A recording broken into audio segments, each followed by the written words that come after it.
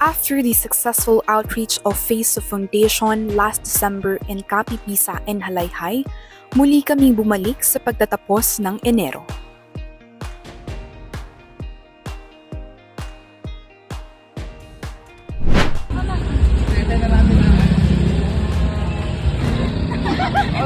Hindi up. Tawa. Tawa naman din. Aka na ba? Sama ko na si Mark.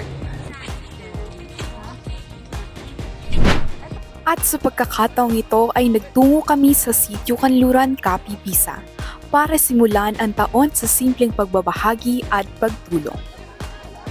Hindi man po kalakihan ng aming dala, pero buo ang puso at intensyon naming makatulong lalo na sa mga bata. Through the recommendation of Mayor SM Matro of Serbisyong Malasakit at sa maayos na koordinasyon ni Kap Itching at Consi Elizabeth, ay naging maayos at magaan ang paghatid namin ng munting tulong para sa komunidad.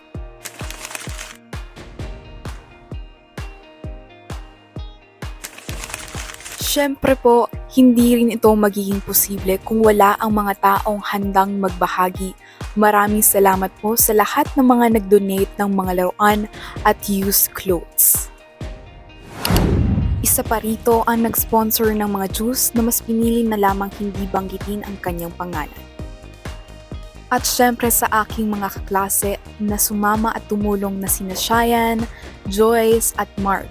Salamat sa oras at suporta. We would also like to thank Tita Ethel at Kap Alan for their help in lending the vehicle we used to reach the area.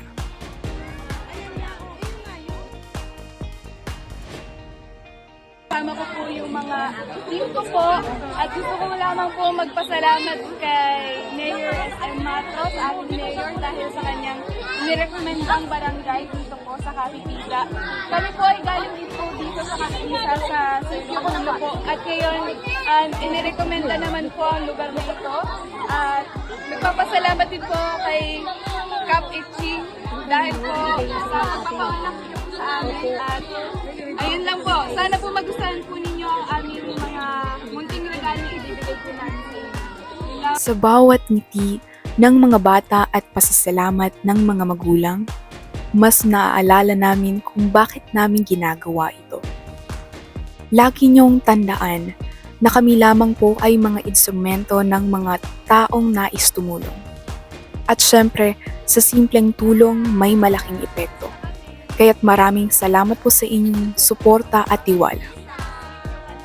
Until the next story of sharing.